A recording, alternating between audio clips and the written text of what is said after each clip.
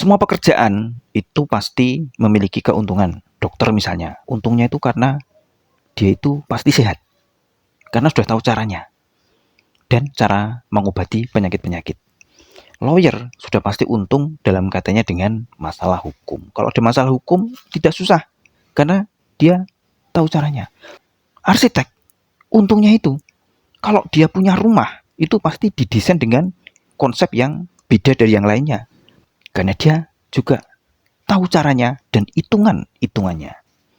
Lalu apa keuntungan dengan menjadi penulis?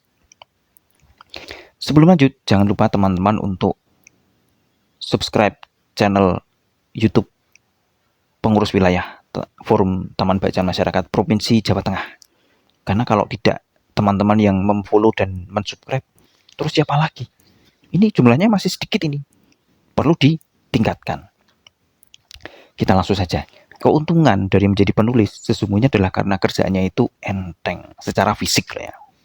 Kan cuman ngetik doang. Baik di laptop maupun di HP. Sekarang sudah banyak teman-teman generasi baru yang lebih terbiasa ngetik di HP daripada di laptop atau apalagi di PC. Jadi kerjanya itu sebenarnya enteng karena kerjaan penulis itu lebih banyak pekerjaan mental. Cara berpikir dan memeras ide serta mengolah cerita untuk menjadi sesuatu yang menarik. Yang kedua, keuntungan menjadi penulis adalah multi talenta, teman-teman.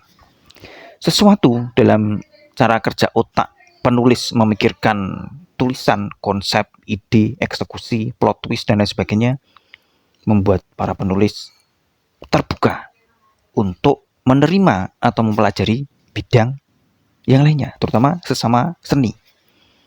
Saya melihat dari teman-teman senior para penulis, selain bisa nulis fiksi dan nulis yang non-fiksi, pasti satu hal bisa itu apa?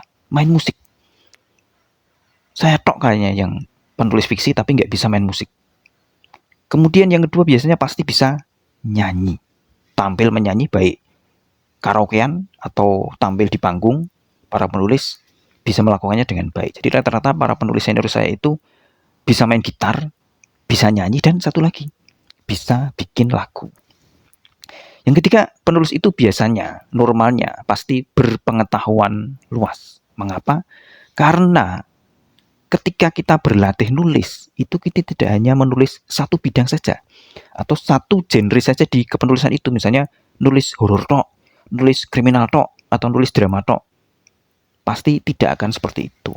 Dan ketika kita menulis fiksi, kadang-kadang kita tuh perlu riset. Coba bayangkan, orang yang buta masalah kesehatan, terus dalam ceritanya perlu menceritakan soal CKD. Apa itu? Chronic Kidney Disease. Agar ceritanya masuk akal, pengarang itu pasti harus riset. Nah, dalam riset ini, otomatis pasti dia akan nambah pengetahuan. Lalu bayangkan ketika seorang pengarang di novel pertama membicarakan masalah gagal ginjal, di novel kedua menceritakan masalah detail dunia sepak bola, di novel ketiga menceritakan rincian dunia prosedural tugas kepolisian, dan di setiap tema itu dia harus riset. Maka menjelang novel kelima dia sudah akan bisa memiliki pengetahuan di banyak bidang sekaligus. Otomatis pengetahuannya luas. Kemudian yang kedua ini, terutama kalau kita sudah menekuni kepenulisan sebagai profesi penuh, artinya tidak punya pekerjaan lain. Yaitu yang pertama, tidak punya bos, dan kedua, tidak ada jam kerja yang baku. Cukup di rumah saja. Di rumah pun bisa kerja. Asal ada laptop, HP, dan internet untuk berkomunikasi dengan dunia luar. Sehingga ketika waktu itu ada pandemi COVID, terus orang-orang disuruh work from home, WFH, itu banyak yang resah, nggak terbiasa. Terus bingung gimana caranya. Penulis profesional tidak memiliki kekhawatiran itu karena ya sudah sejak dulu kerjanya itu memang di rumah. Maka ketika disuruh WFH, sama sekali tidak ada yang berubah.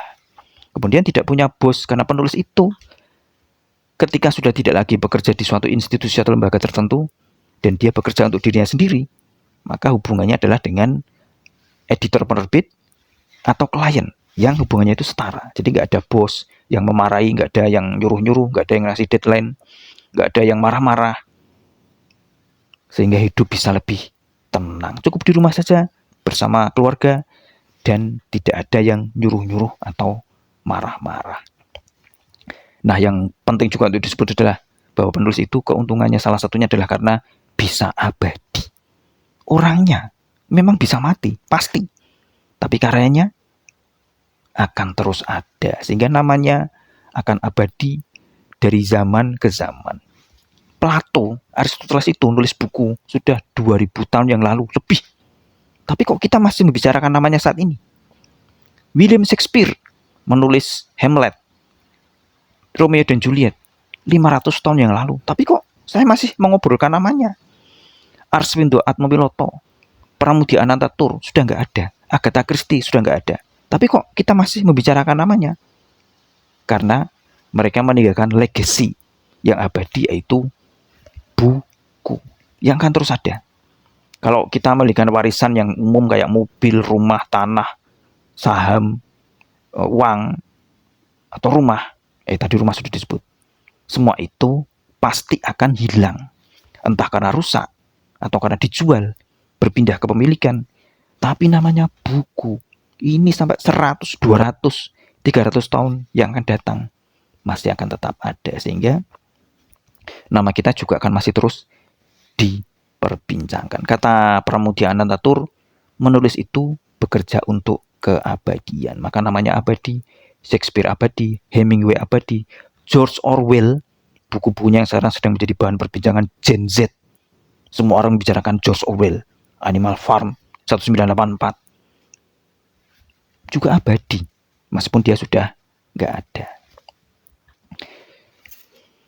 Dengan keuntungan-keuntungan seperti itu, saya rasa kita, teman-teman para penggerak literasi di Jawa Tengah, tidak akan susah untuk memutuskan menjadi penulis.